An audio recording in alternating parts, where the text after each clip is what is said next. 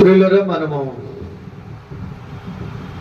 పరలోకం యొక్క మహిమను గురించి మనము తెలుసుకుంటూ ఉన్నాం.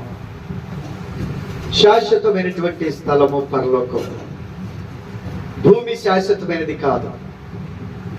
కంటికి కనిపించే ఈ భూమి, ఈ ఆకాశము, పక్షులు, జంతువులు, చెట్లు, రకరకములైనటువంటి ఫలవృక్షములు అన్నీ కూడా కంటికి కనిపించే ప్రతిదీ కూడా ఒకనాటికి కనబడకుండా పోయింది. కానీ కంటికి కనిపించినది ఏదైతే ఉన్నదో అదే శాశ్వతం. మన ఆత్మ కంటికి కనిపించదు, శరీరం కనబడుతుంది. ఆత్మ శాశ్వతం, శరీరం శాశ్వతం కాదు. భూమి కంటికి కనిపిస్తుంది, పరలోకం కనిపించట్లా. భూమి శాశ్వతం కాదు, పరలోకమే శాశ్వతం. ప్రభు చెప్పారు. కనుక శాశ్వతమైనటువంటి స్థలం గురించి మనం తెలుసుకుంటున్నాం. శాశ్వతమైనటువంటి నివాస పురముల గురించి మనం తెలుసుకుంటున్నాం. యుగములు తరతరములు మనం జీవించే ఆ గొప్ప రాజ్యాన్ని గురించి మనం నేర్చుకుంటున్నాం.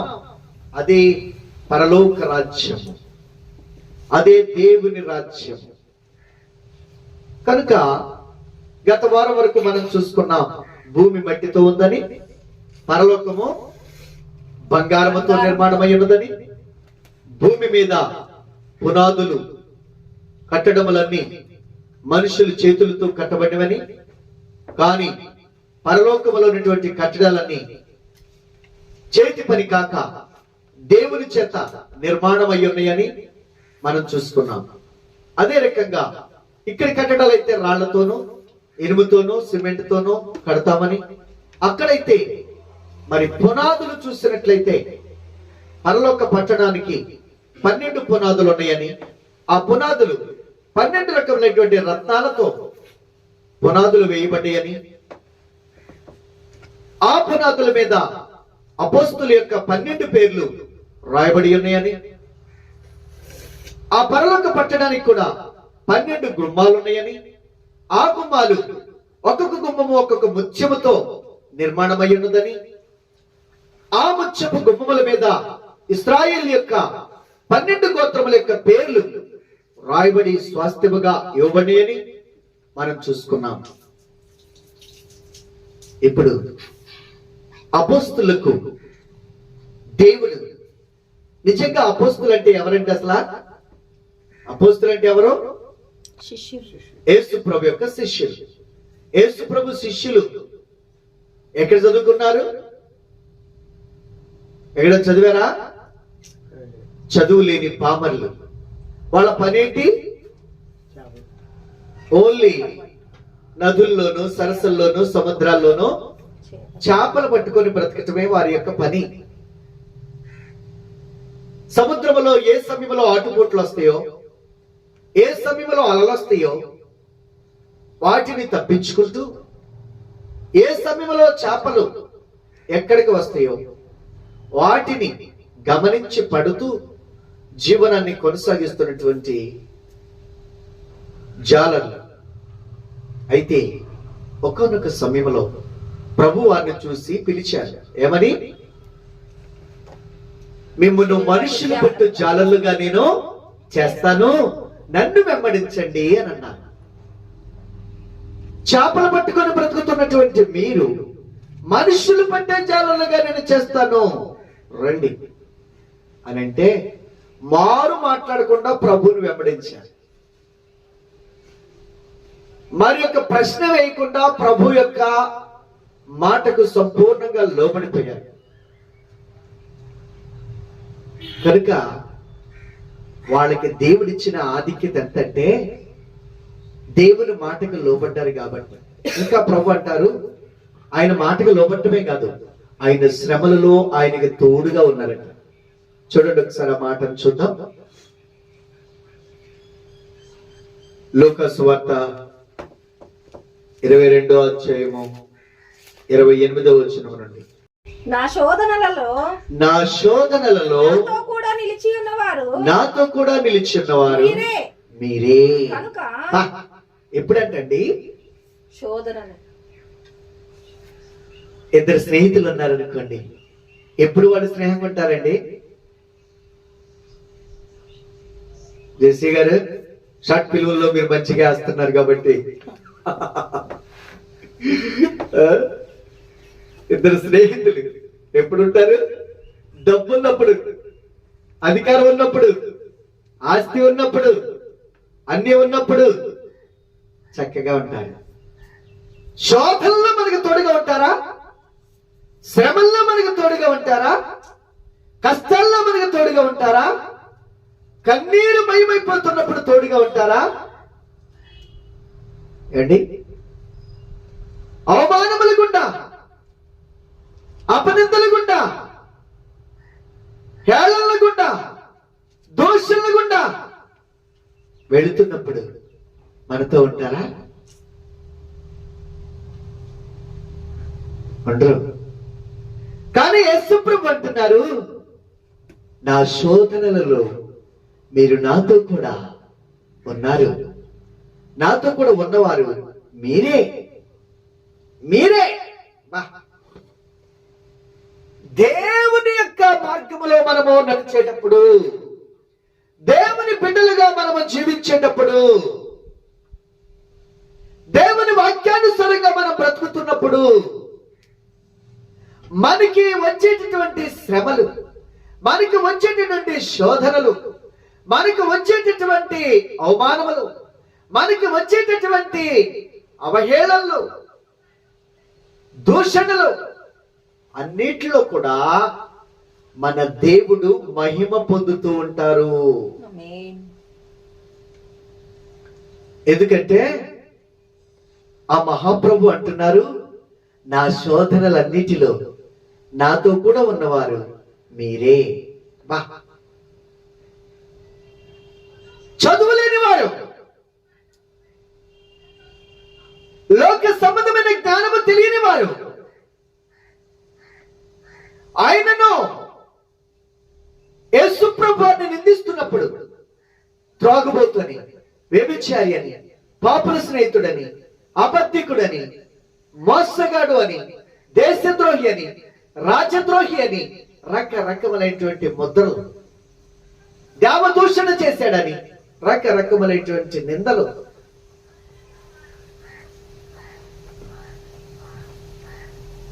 ఆయన్ని పిడుగుందులు గుద్దుతూ, ముఖం మీద ఉమ్ము వేస్తూ, కోడాలతో చర్మాన్ని చీలుస్తూ, ఎంతో అవమానకరంగా, ఎంతో హేళనగా ఆయన మాట్లాడుతున్నప్పుడు, ఆయన దూషిస్తున్నప్పుడు యేసు ప్రభు ఆ బాధలో, ఆ వేదనలో ఉన్నప్పుడు ఎవరున్నారంట ప్రభువు తోడుగా? ఈరోజు దేవుని రాజ్యము కట్టుటలో, ప్రభు యొక్క సువార్తను ప్రకటించుటలో, దేవుని రాజ్యాన్ని స్థాపించుటలో మనము నిందల పాలవుతున్నామా? మనము అవమాన పాలవుతున్నామా? మనము దూషణ పాలవుతున్నామా? ఆకలి దప్పులతో అలమటిస్తున్నామా? రకరకమైనటువంటి వేదనలు, బాధలు మధ్య మన జీవితము కృంగిపోతూ ఉన్నదా? అయితే ప్రియులరా, ఒక రోజున మనకి మహిమను, ఘనతను, ప్రభావమును, అత్యున్నతమైనటువంటి ఆశీర్వాదమును మనకి తీసుకురాబోతుందనే విషయం మాత్రం మర్చిపోవద్దు. ఎందుకంటే ఈ చేపలు పట్టుకునే జాలర్లు ప్రభువుని అలాగూ వెంబడిస్తున్నప్పుడు వారికి దేవుడిచ్చినటువంటి గొప్ప బహుమానం ఏంటో, ఆశీర్వాదం ఏంటో మనం చూద్దాం. ఇక్కడ ప్రభు అంటున్నారు, నాతో కూడా ఉన్నవారు మీరే కనుక. చదవండి. నా తండ్రి నాకు రాజ్యమును నియమించినట్లు, నా తండ్రి నాకు రాజ్యమును నియమించినట్లుగానే ఆ రాజ్యములో, నా రాజ్యములో బల్ల యొద్ద అన్నపానములు పుచ్చుకొని సింహాసనముల కూర్చోండి. సింహాసనం మీద కూర్చోండి. ఇశ్రాయేలు 12 గోత్రముల వారికి ఇశ్రాయేలు యొక్క 12 గోత్రముల వారికి తీర్పు తీర్చుటకై నేను నీకు రాజ్యమును నియమించుచున్నాను. ప్రభు ఏమంటున్నారంటే ఇక్కడ, నా తండ్రి నాకు ఒక రాజ్యాన్ని ఎలాగైతే నియమించారో, నా రాజ్యములో నా తండ్రి నా కొరకు ఏర్పరిచినటువంటి ఆ పరలోక రాజ్యములో, ఆ శాశ్వత రాజ్యములో, ఆ నిత్య రాజ్యములో, ఆ యుగముల తరతరములు ఉండేటటువంటి అనంతమైనటువంటి మహిమ రాజ్యములో మిమ్మల్ని ఎలా ఉంచబోతున్నానో తెలుసా? నేను నా బల్ల మీద, మీరు కూడా నా బల్ల చుట్టూ కూర్చొని నాతో అన్నపానములు తీసుకుంటా ఉంటారు. అంతేకాదు, నాతో పాటుగా మీరు కూడా ఇటు 6 సింహాసనముల మీద మీరు కూర్చొని అటు వచ్చేటటువంటి ఆ 12 గోత్రముల ఇశ్రాయేలు ప్రజలందరికీ కూడా తీర్పు తీర్చేటటువంటి న్యాయాధిపతులుగా, జడ్జిలుగా మిమ్మల్ని నేను అభిషేకిస్తున్నాను. తీర్పు తీర్చే అధికారులుగా మిమ్మల్ని నియమించుచున్నాను. ఈ రోజున ప్రియ సహోదరి సహోదరులారా, చేపలు పట్టుకునే జాలర్లు అనుకుంటున్నాం మనం. కానీ వాళ్ళు పరలోక రాజ్యములో 12 సింహాసనాల మీద కూర్చొని 12 గోత్రముల ఇశ్రాయేలు ప్రజలకు, దేవుని ప్రజలకు తీర్పు తెచ్చేటటువంటి న్యాయాధిపతులుగా దేవుడు వారిని నియమించారు. అంటే ఎలాంటి ఆధిక్యత, ఎలాంటి అధికారం! ఒక చిన్న జాబు సంపాదించాలి అంటే ఈ లోకంలో ఎన్నో పరీక్షలు. మరి వీళ్ళు దేవాది దేవునితో పాటు కూర్చొని, ఈ లోక రక్షకుడైనటువంటి క్రీస్తు ప్రభుతో సమానముగా కూర్చొని, పరిశుద్ధుడైనటువంటి ఆ మహాప్రభు ఈ సర్వలోకమైనటువంటి సర్వ సృష్టికి ఆయన తీర్పు తీర్చుచుండగా, ఇశ్రాయేలు ప్రజలైనటువంటి ఆ 12 గోత్రముల ప్రజలకు ఆయన శ్రమలలో ఆయనతో ఉన్నటువంటి ఆయన శిష్యులకు తీర్పు తీర్చేటటువంటి అధికారం ఇచ్చినటువంటి దేవుడైన. ఎలా వచ్చింది అధికారం? ఏ పరీక్ష రాశారు? ఏ చదువు చదివారు? విశ్వాసం అనే చదువు, భయభక్తులనే చదువు, విధేయత అనే చదువు, సంపూర్ణంగా అర్పించుకోవటం అనే చదువు. ప్రభుకి అర్పించుకున్నారు. ప్రభు పాదముల యొక్క అడుగు చాడల్లో నడిచారు. ఎన్ని శ్రమలు వచ్చినా, ఎన్ని శోధనలు వచ్చినా, ఎన్ని ఆపదలు వచ్చినా, ఎన్ని కష్టాలు వచ్చినా, ఎన్ని నిందలు వచ్చినా వాళ్ళు ప్రభువుని వెంబడించారు. ఎన్నో పరీక్షలు గుండా, ఆకలి దప్పులు గుండా, వస్త్రహీనత గుండా, చలిలో వణికిపోయారు, ఎండలో మాడిపోయారు, వర్షములో తడిచిపోయారు, ఆకలి బాధతో అలమటించిపోయారు. యేసు ప్రభుతో పాటు శోధనలలో ఆయనతో కూడా ఉన్నారు. ఈ పరీక్షల్లో గెలిచి, ఈ పరీక్షల్లో నిలిచి, ఆయన మాటకు లోబడి సమస్తమును విడిచిపెట్టి ఆయన వెంబడించడం ద్వారా వాళ్ళు పొందుకున్నటువంటి అధికారం ఏంటి? పరలోక అధికారం. ఈరోజు నువ్వు, నేను, నీ జీవితంలో, నా జీవితంలో కనుక దేవుని పిలుపును, దేవుని స్వరమును, ఇది దేవుని స్వరము, ఇది దేవుని పిలుపుని గ్రహించి ఆయన మాటకు లోపడి విడిచిపెట్టవలసిన వాటిని విడిచిపెట్టి వెంబడించవలసిన రీతిలో ప్రభుని వెంబడిస్తే దేవుడు నీకును అధికారం ఇస్తారు. దేవుడు నిన్ను దీవించి ఆశీర్వదిస్తారు.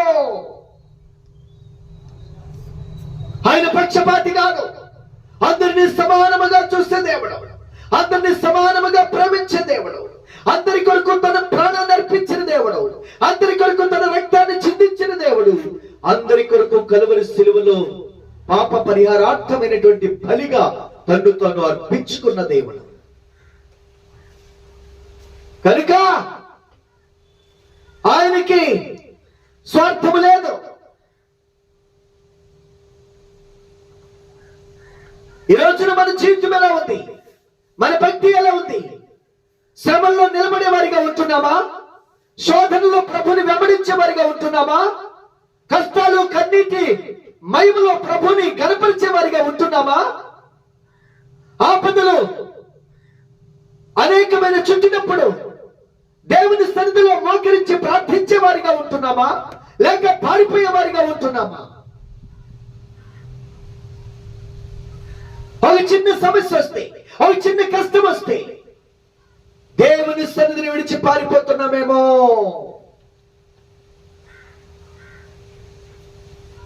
కానీ శిష్యులు పారిపోలా. ప్రభుని వెన్నంటున్నారు. ప్రభు చెబుతున్నారు, నా శోధనలో నాతో కూడా ఉన్నవారు మీరే, కనుక నా తండ్రి నాకు రాజ్యాన్ని ఆయన నియమించినట్లుగానే నా రాజ్యంలో నేను మీకు కూడా నియమిస్తున్నాను. పరలోకములో వాళ్ళకున్న ఆధిక్యత అంత గొప్పది. ఎక్కడ కూర్చొని తింటారంట వాళ్ళు? ఇక్కడ భూమి మీద వాళ్ళకి తినడానికి తిండి లేదు, కట్టుకోవడానికి బట్ట లేదు. ఒక గోచిగుడ్డ వేసుకొని ఆ సముద్రాల్లో, ఆ నదుల్లో, ఆ చెరువుల్లో చేపలు పట్టుకొని వాటిని అమ్ముకొని కుటుంబాలను పోషించుకునేటటువంటి బ్రతుకులు వాడు. కానీ పరలోకంలోనైతే ప్రభు బల్ల మీదనే కూర్చొని, ప్రభు బల్ల యొద్దనే కూర్చొని, ప్రభుతో పాటుగా సృష్టికర్త అయిన దేవాది దేవునితో పాటుగా కలిసి భోజనం చేసేటటువంటి మహా గొప్ప ఆధిక్యత ఉంది. చంద్రబాబు గారితో కలిసి మన భోజనం చేయనిస్తారా? రవి గారికి చంద్రబాబు గారు అంటే బాగా ఇష్టం. చంద్రబాబు గారితో కూర్చొని భోజనం చేయడానికి కుదిరిద్దా? వెళ్ళటానికే కుదరదట. కానీ ఈ చేపలు పట్టుకునే జాలర్లు ఎక్కడ కూర్చొని పనిచేస్తారట? సింహాసనముల మీద కూర్చొని, రాజాది రాజు, ప్రభువుల ప్రభు, సృష్టికర్త అయిన దేవాది దేవునితో కలిసి ఆయన ఏ బల్ల మీద అయితే కూర్చొని భోజనము చేయించున్నారో అదే బల్ల మీద ప్రభుతో పట్టు కూర్చొని భోజనము చేసి ఆధిక్యతనిస్తున్నారు దేవుడు. రెండవది, సమస్తమైనటువంటి మానవ జాతికి తీర్పు తీర్చేటటువంటి న్యాయాధిపతి అనేటువంటి క్రీస్తు ప్రభుతో పాటు ఈ 12 మంది శిష్యులు కూడా ఇశ్రాయేలు ప్రజలు, దేవుని ప్రజలకు తీర్పు తీర్చేటటువంటి అధికారము చేత నింపబడిపోయారట. ఎలాంటి అధికారమో చూడండి ప్రియులరా. దేవుడు మరి మన పట్లను ఆయన ఆశ కలిగి ఉన్నారు. భూమి మీద వారికి ఇచ్చిన అధికారం ఎలాంటిదో తెలుసా? భూమి మీద ఏం అధికారం ఇచ్చారు? చదవండి. మత్తయి సువార్త 10వ అధ్యాయం 1వ వచనం. ఆయన తన 12 మంది శిష్యులను పిలిచి, ఆయన తన 12 మంది శిష్యులను పిలిచి అపవిత్రాత్మలను వెళ్ళగొట్టుటకును, ప్రతి విధమైన రోగమును, ప్రతి విధమైన వ్యాధిని స్వస్థపరచుటకును వారికి అధికారం ఇచ్చెను. 8వ వచనం. రోగులను స్వస్థపరచుడి, చనిపోయిన వారిని లేపుడి, కుష్ఠరోగులను శుద్ధులుగా చేయండి, దయ్యములను వెళ్ళగొట్టుడి, ఉచితముగా పొందుతరి, ఉచితముగా ఇయ్యుడి. ఏం అధికారం అండి, ఏం ఆశీర్వాదం అండి ఇది? ఒక 100 ఎకరాలు ఉన్న ఆయన వెళ్ళి దయ్యాన్ని పొమ్మంటే పోయిందా? రవి గారు, రాష్ట్రపతి గారు ద్రౌపది ముర్ము గారు వచ్చి, జబ్బు భారతదేశానికి నేను ప్రథమ పౌరురాల్ని, వ్యాధి అని అంటే పోయిందా? కానీ ఈ చేపలు పట్టుకున్న జాలర్లు వచ్చి గనక మరణ పడకల మీద ఉన్నటువంటి వ్యక్తిని గనక ముట్టి యేసు నామమున ప్రార్థిస్తే దిక్కును లేచి ఆ మంతం మన పరుపెత్తుకొని పరుగులు పెడుతున్నారట. ప్రియులరా, ఈ లోకములో ఉన్నటువంటి అధికారము కాదది. ఈ లోక సంబంధమైన అధికారము కాదు. ఈ లోక సంబంధమైన అధికారము నీవు మనుషుల మీద మాత్రమే నీ అధికారం. కానీ పరలోక సంబంధమైన అధికారము దేవుని అధికారము రోగముల మీద, వ్యాధుల మీద, చీకటి శక్తుల మీద, అపిత్రాత్మల మీద, మరణముల మీద. అలాంటి అధికారం చనిపోయిన వారిని తిరిగి లేపండి, మీకు అధికారం ఇస్తున్నాను. కుష్ఠరోగులను స్వస్థపరచండి, మీకు అధికారం ఇస్తున్నాను. దయ్యములను వెళ్ళగొట్టండి, మీకు అధికారం ఇస్తున్నాను. ఈ రోజున యేసు ప్రభు నీకు ఇస్తున్నటువంటి అధికారము ఎంత ఆధిక్యమైనదో చూడండి. టాటా బిర్లాలో వచ్చి ఆయన ఒక ఆయన ఉన్నాడు, ఆయన కొడుకే జబ్బు. ఇప్పుడు అనే మధ్య పెళ్ళైంది, అంబానీ కొడుకు. పాప ఆయనకి భయంకరమైనటువంటి మరి అది క్యాన్సర్ మరి ఏదో మనకు తెలియదు, ఆయన జబ్బేదో, ఎప్పుడు చనిపోతాడో ఏమో తెలియని పరిస్థితి. మరి ఎంత డబ్బు ఉంది కదా, కొడుకును బాగా చేయించుకుంటున్నాడా? క్షణము లోపల కుమిలి ఏడుస్తున్నాడు. ఏ క్షణాన ఏమైపోతాడో, ఏ క్షణాన ఈ లోకాన్ని విడిచిపెడతాడో.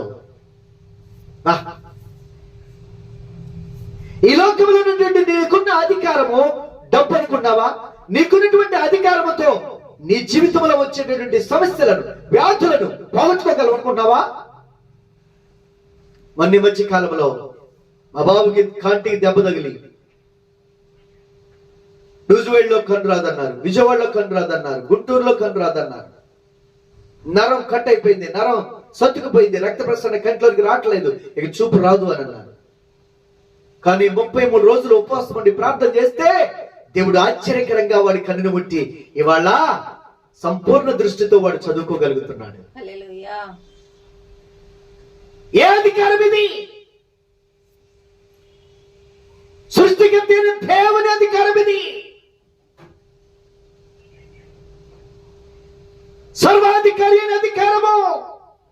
12 మంది శిష్యులు పిలిచి అపవిత్రాత్మలు వెళ్ళగొట్టుకును, ప్రతి విధమైన రోగమును, ప్రతి విధమైన వ్యాధిని స్వస్థపరచుటకు అధికారం ఇచ్చారట. ఈరోజు ఎంతో మంది దైవజనులు, దేవుని ఆత్మచేత నింపబడినటువంటి భక్తులు ప్రార్థిస్తుంటే అద్భుతాలు. సాధు సుందర్ సింగ్ గారు, భక్త్ సింగ్ గారు, కిషన్ సింగ్ గారు, దానియేలు గారు, దేవదాసు గారు మహాభక్తులండి.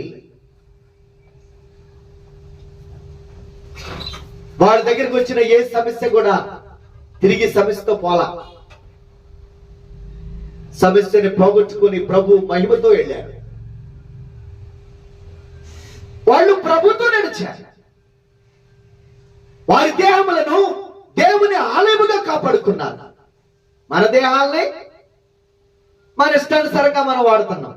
అందువలన దేవుని ఆత్మ మనలో లేదు, దేవుని శక్తి మనలో లేదు, దేవుని ప్రభావం మనలో లేదు. పేతురు వెళ్తా ఉంటే పేతురు నీడ నీడ నీడ ఎంతో మంది రోగగ్రస్తులను మంచాల మీద తీసుకొస్తుంటే ఆ నీడ పడితే చాలట వ్యాధులు మాయమైపోయాయి. ఏంట శక్తి? అక్కడ పెద్ద మంట పడుతుంది అనుకోండి, 1 అడుగు దూరంలో మనం ఉండగలమా? 5 అడుగులు మంట పడుతుంది అనుకోండి, 2-3 అడుగుల దూరంలో ఉండగలమా? మనం ఉండలేం. అంటే ఏంటి? దాని ప్రభావం, ఆ మంట, దాని శక్తి అక్కడ వరకు వస్తుందన్నమాట. అంటే పేతురులో ఉన్నటువంటి దేవుని శక్తి, పేతురులో నుండి దేవుని ఆత్మ, వాళ్ళు 4-5 అడుగుల దూరంలో మంచాల మీద తీసుకొచ్చారు కానీ ఆయన నీడబడితే చాలు ఆ ప్రభావం, ఆ శక్తి ఆ మనుషుల్లో ప్రవహించి రోగాలు మాయమైపోయాయి. అదే దేవుని శక్తి, అదే దేవుని ప్రభావము. పౌలు గారు నడికట్టు, ఆయన కట్టుకున్నటువంటి నడికట్టు తీసుకెళ్లి రోగగ్రస్తుల మీద, దెయ్యాల బట్టల మీద ఉంటే దెయ్యాలు పారిపోయాయి, రోగాలు మాయమైపోయి స్వస్థ శక్తులు అయిపోయారట. నడికట్లు, కట్లు ఏముందండి? అందుకనే దాన్ని ఆసరా తీసుకొని కొంతమంది కర్చీపులు అమ్ముకుంటున్నారు. ప్రియులారా, దేవుని ప్రభావము, దేవుని శక్తి. యోహాను సువార్త 20వ అధ్యాయము 22వ వచనం. ఇంకా ఎలాంటి అధికారము, ఎలాంటి ఆశీర్వాదములతో వారిని నింపారో చూద్దాం. ఆయన ఈ మాట చెప్పి వారి మీద ఊది పరిశుద్ధాత్మను పొందుడి. పరిశుద్ధాత్మను పొందుడి. మీరు ఎవరి పాపములు క్షమింతురో అవి వారికి క్షమింపబడును. ఎవరి పాపములు మీరు నిలిచి ఉండనిత్తురో అవి నిలిచి ఉండునని వారితో చెప్పెను. ప్రియులారా, ఇంకా ఏంటంట? మీరు పరిశుద్ధాత్మతో నింపబడి ఉండండి. Filled with the holy spirit. Everyone they filled with the holy spirit. పరిశుద్ధాత్మతో నింపబడిపోయారట వాళ్ళు.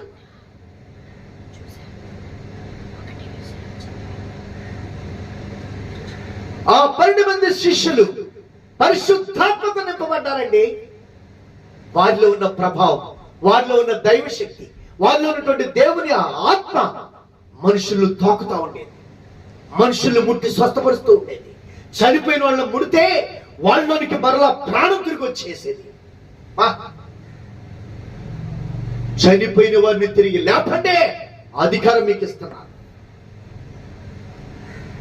ఈరోజు దేవుని సేవకులు, చేపలు పట్టే జాలర్లు, ఇవాటికి కూడా ఆయన ఆత్మను కలిగినటువంటి బిడ్డలు చనిపోయిన వారిని తిరిగి లేపుతున్నారు. ప్రపంచంలో మహాకోటీశ్వరుడుగా ఘనత పొందినటువంటి వారు లేపగలరా చనిపోయిన వారిని? మిలియన్ బిలియన్ డాలర్లు కలిగిన వారు చనిపోయినటువంటి ఒక మనిషిని తిరిగి బ్రతికించగలరా? అసాధ్యము, అసాధ్యము, అసాధ్యము. ఇది దేవుని శక్తి. ప్రభు అంటున్నారు, నా శోధనలో మీరు నాతో కూడా ఉన్నవారు మీరే కనుక పరిశుద్ధాత్మతో నింపబడండి. ఊదారట, వారి మీద ఊదారట. ఏంటది?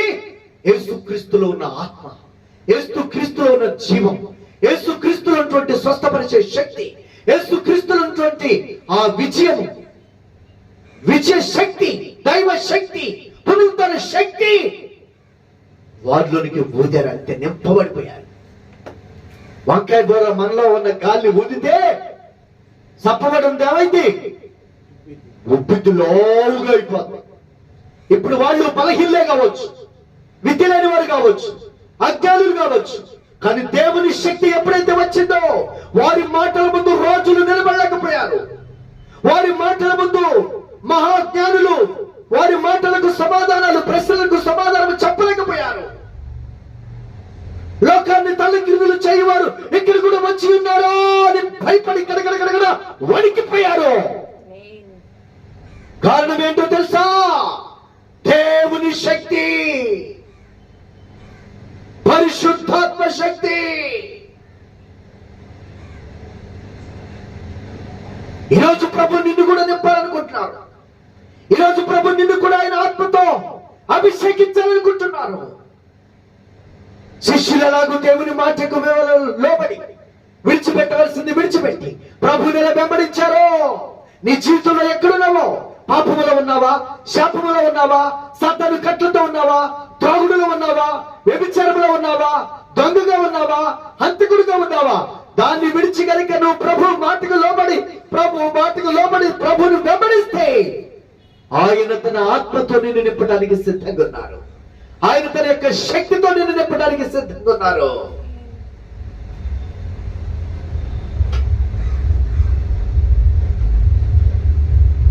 అంతేకాదు, మీరు ఎవరి పాపములు క్షమిస్తారో ఆ పాపములు వారికి క్షమించబడతాయి.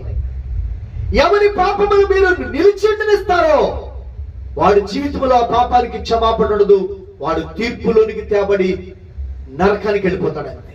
వాడి పాపాలు వాడి మీద నిలిచి ఉంటాయి అంతే. వామ్మో, ఎలాంటి అధికారం ఇది! ఒకసారి ప్రభు దగ్గరికి భయంకరమైనటువంటి వ్యాధిగ్రస్తుడిని తీసుకొచ్చారట. ప్రభు అన్నారట, కుమారుడా, నీ పాపములు క్షమించబడ్డాయి అని అన్నారట. అంటే ఇదేంటి? పక్షవాయువు గలవాడు, ఇదేంటి?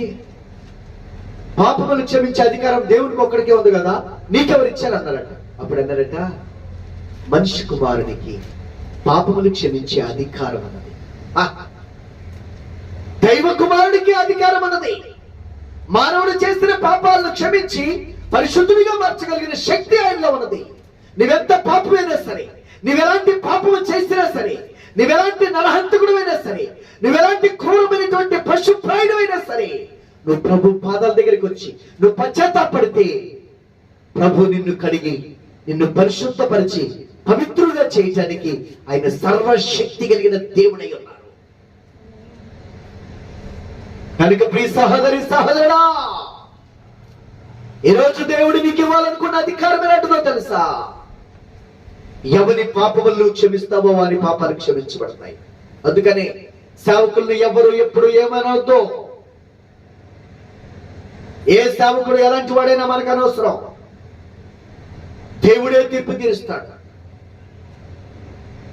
అన్యులు ఎవడు కూడా దేవుని సేవకులకి తీర్పు తీర్చడానికి అధికారం లేదు. వాళ్ళకి అధికారం లేదు. ప్రియులరా, అపోస్తులు ఉన్నారు, వాళ్ళకి ఎవరి మీద అధికారం? ఎవరైనా వాళ్ళకి అధికారులుగా లేదా ఎవరైనా వాళ్ళని తీర్పు తీర్చే అధికారం కలిగి ఉన్నారా వాళ్ళ మీద? వాళ్ళే భూమి యందును పరమందును అధికారులుగా ఉన్నారు. భూమి మీద దెయ్యాలకు అధికారులుగా ఉన్నారు, రోగాలకు అధికారులుగా ఉన్నారు, వ్యాధులకు అధికారులుగా ఉన్నారు. చనిపోయిన వారిని తిరిగి లేపడానికి మరణం మీద అధికారులుగా ఉన్నారు. మరి నువ్వు నేను ఏ అధికారిగా ఉన్నా? చదివి ఏదో చిన్న ఉద్యోగం వచ్చి కొంచెం అధికారం ఉంటే విర్రవీగుతాం. ఆనంతో గర్వంతో మనుషులు లెక్క చేయకుండా ఉంటాం. కొంచెం అందం ఉండి సౌందర్యం ఉంటే ఎవరిని లెక్క చేయం. ప్రియులరా, నీ అధికారము ఎందుకు పనికిరాదు? దేవుడిచ్చే అధికారము, దైవాధికారము భూమి యందును పరమందును మహోన్నతమైన స్థానంలో నిన్ను నిలబెట్టబోతుంది. మహిమ ఘనతలతో నిన్ను నింపబోతుంది. అనేకులకు నిన్ను ఆశ్రదకరంగా దేవుడు నిన్ను మార్చబోతున్నాడు. కనుక ప్రియ సహోదరి సహోదరులారా, ఈరోజు చేపలు పట్టుకునే జాలర్లు వాళ్ళు భూమి మీద సంపాదించినటువంటి ఆస్తి ఏంటంటే, భూమి మీద మనుషులకు లోకములో బ్రతుకుతున్న వారికి ఏ అధికారం లేదో అలాంటి మహోన్నతమైన అధికారం భూమి మీద చదువు వల్ల గాని, డబ్బు వల్ల గాని, ఆస్తి వల్ల గాని, అధికారం వల్ల గాని లేనటువంటి సర్వాధికారాన్ని వాళ్ళు సంపాదించారు. దేనివల్ల? కేవలము రక్షకుడైన క్రీస్తు ప్రభువుకు లోబడటం వల్ల, ఆయన మాటకు విధేయులై ఆయన అడుగుచాడలో నడటం వల్ల, తమను తాము తగ్గించుకొని తమ సిలువను ఎత్తుకొని క్రీస్తును వెంబడించటం వలన ఈ రోజున నువ్వు నేను మనం తగ్గించుకొని మన సిలువను ఎత్తుకొని ప్రభును వెంబడించే వారిగా ఉంటున్నామా? ప్రభును వెంబడించే వారిగా మనం ఉంటున్నామా? ప్రియులరా, ప్రభు మనల్ని చూస్తున్నారు, ప్రభు మనల్ని పరిశీలన చేయించున్నారు. కనుక మన జీవితంలో ఈ అత్యున్నతమైనటువంటి బహుమానాన్ని, ఈ లోక సంబంధంగా చదువులేదు కానీ మహాజ్ఞానముతో నింపబడ్డారు. పరలోక భూలోక జ్ఞానముతో నింపబడి జ్ఞానులకు సైతము వీళ్ళు చేసిన ప్రశ్నలకు జవాబులు చెప్పలేక జ్ఞానులే తల్లకిందులైపోయారు. అలాంటి మహాజ్ఞానులు అయిపోయారు. ఈ లోకంలో ఉన్న అధికారులు, ఈ లోకంలో ఉన్నటువంటి సంపన్నులు, కోటీశ్వరులు లేనటువంటి వారు, కలిగి లేనటువంటి సర్వాధికారముతో దెయ్యములను వెళ్ళగొచ్చారు, చనిపోయిన వారిని తిరిగి లేపారు, రోగగ్రస్తులు స్వస్థపరిచారు. ప్రియులరా, దేవుడిచ్చే అధికారం అది. దేవుడిచ్చే ఆశీర్వాదం అది. ఆయన రాజ్యములో పునాదులే అపోస్తుల పేరు మీద కట్టబడి, ఆయన రాజ్యములో ఆయనతో పాటు బల్ల మీద కూర్చొని భోజనము చేయొచ్చు. ఆయన రాజ్యములో ఆయనతో పాటు 12 సింహాసనం మీద వాళ్ళు ఆసీనులై 12 గోత్రముల వారికి తీర్పు తీర్చేటటువంటి న్యాయాధిపతులుగా వారు నియమితులయ్యారు. ఎలాంటి అధికారము, ఎలాంటి ఆధిక్యత! ఈరోజు నీవు నేను ప్రభుని వెంబడిస్తున్నాం అనుకుంటున్నాం, ప్రార్థన చేస్తున్నాం అనుకుంటున్నాం, పాటలు పాడుతున్నాం అనుకుంటున్నాం, మారు మనసు పొందాం అనుకుంటున్నాం. ఈ అధికారం నీకుందా? ఈ ఆత్మ నింపుదల నీకుందా? ఒక్కసారి మనం పరిశీలన చేసుకొని ప్రభు సన్నిధిలో ప్రార్థన చేసుకుందాం. కొద్ది నిమిషాలు ప్రార్థన చేద్దాం. కొద్ది నిమిషాలు ప్రభు సన్నిధిలో మనం పెడదాం. యేసు ప్రభువా, మీ పాదాలకి స్తుతులయ్యా. తండ్రి అయిన రాజా, మీకే స్తోత్రములు ఆయన. నా మా జీవితంలో మీరు ఇప్పటి వరకు చేసిన మేలులు, ఇప్పటి వరకు చేసిన ఉపకారములను బట్టి మీ స్తుతులు. దేవా, ఆయన చేపలు పట్టుకునే జాలర్లు ఈ లోకంలో ఒకప్పుడు లెక్కలేని వరకు ఉన్నారు. కానీ మిమ్మల్ని కలిగి ఉన్న తర్వాత, మిమ్మల్ని సంపాదించుకున్న తర్వాత ఓ లోకాన్ని తలకిందులు చేసే యోధులుగా మార్చబడ్డారు ప్రభువా. అయ్యో, ఈ లోకంలో బ్రతికినప్పుడు వారు ముట్టివారిగా ఉన్నారు నాయన, శక్తి లేనిటువంటి వారిగా, బలము లేని వారిగా, అయ్యో నిస్సహాయ స్థితిలో ఉన్నారు. కానీ ఎప్పుడైతే మీతో కలిసి ఐక్యమయ్యారో, మీ ఆత్మతో నింపబడి నాయన నియమితులయ్యారో, అంతే చనిపోయినటువంటి మరణమును సైతము గద్దించారు ప్రభువా. జీవాన్ని ప్రసాదించారు నాయన. ఓ జీవాన్ని శాసించి రమ్మన్నారు ప్రభువా. వ్యాధులను గర్జించి ప్రాణదోరారు నాయన. దెయ్యములను, భూతములను, చీకటి శక్తులు, అంధకార శక్తులను వాళ్ళ కాళ్ళ కింద చితికిలొక్కేశారు ప్రభువా.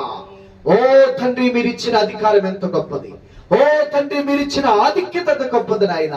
అందుకే మీకు స్తుతులు చెల్లిస్తున్నాం. ప్రభు మాకు అధికారం లేదు. మా ముఖమునకు సిగ్గే తగినది నాయన. మీ శిష్యులమని, మీ సేవకులమని చెప్పుకోవడానికి అనర్హుడుగా కనబడుతున్నాను. నా ప్రభు, నన్ను క్షమించుము, నన్ను కరుణించుము.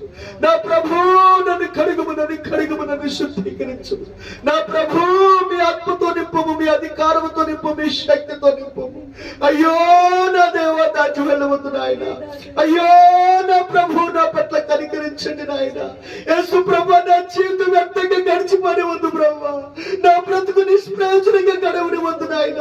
ఎన్ని సంవత్సరాలు సహోదరుడా, ఎన్ని సంవత్సరాలు సహోదరి నిష్ప్రయోజనంగా ఈ లోకంలో బ్రతికావు కదా, శక్తి లేనటువంటి వాడిగా. కానీ మహాశక్తితో నిన్ను నింపాలన్నది దేవుని ప్రణాళిక, మహా అధికారముతో నిన్ను నియమించాలన్నది దేవుని ఉద్దేశము. దేవుని ఉద్దేశాలకు దూరంగా పారిపోయావు కదా, దేవుని ప్రణాళికలకు దూరంగా పారిపోయావు కదా. ఇదిగో ప్రభు నీతో మాట్లాడుతున్నారు. ఇదిగో ప్రభు నిన్ను హెచ్చరిస్తున్నారు. రా ప్రభు యొద్దకు. ఆయన ఆత్మతో నిన్ను నింపాలని, ఆయన శక్తితో నిన్ను నింపాలని, ఆయన అధికారముతో నిన్ను నియమించాలని దేవుడు ఆశ కలిగి ఉన్నారు. ప్రియులారా, ఓ తండ్రి, కరుణించుము నాయన. ఎవరైతే నీ పాద దగ్గరికి వస్తున్నారో, ఎవరైతే విడిచిపెట్టవలసిన విడిచిపెట్టి నీ పాద దగ్గరికి వస్తున్నారో, వారిని అభిషేకించు నాయన. మీ ఆత్మతో నింపు నాయన, మీ శక్తితో నింపు నాయన. మమ్మల్ని కూడా నింపి ప్రభు. మాకు నీ కొద్ది జీవితాన్ని, మాకు నీ కొద్ది బ్రతుకును ప్రభు. మిమ్మల్ని భయపరచడానికి, మీ చిత్తాన్ని భూమి మీద నెరవేర్చడానికి, మీ రాజ్యాన్ని కట్టడానికి, మీ బలిపీఠము నిర్మించడానికి, నశించిన ఆత్మలను మీ రాజ్యములకు నడిపించడానికి కావలసిన కృపను సమృద్ధిగా, కావలసిన ఆత్మను సమృద్ధిగా, కావలసిన అధికారమును సమృద్ధిగా మాకు అనుగ్రహించి నడిపించి మహిమా, ఘనత, ప్రభావములు పొందమని యేసు క్రీస్తు వారి యొక్క సర్వశక్తి కలిగిన నామమున దేనముగా ప్రార్థించి వేడుకొనుచున్నాను తండ్రి. ఆమేన్. మన తండ్రి అయినటువంటి దేవుని యొక్క దీవెన, కుమారుడైన యేసు క్రీస్తు వారి కృప, పరిశుద్ధాత్మ తండ్రి యొక్క అన్యోన్య సహవాసం ఇక్కడ మనకును ఆశించిన ప్రతి బిడ్డకును తోడుగా ఉండి విడిపించి రక్షించబడినట్లు పరిశుద్ధాత్మ నడిపించి మహిమ, ఘనత, ప్రభావములు ఆయన పొందును గాక.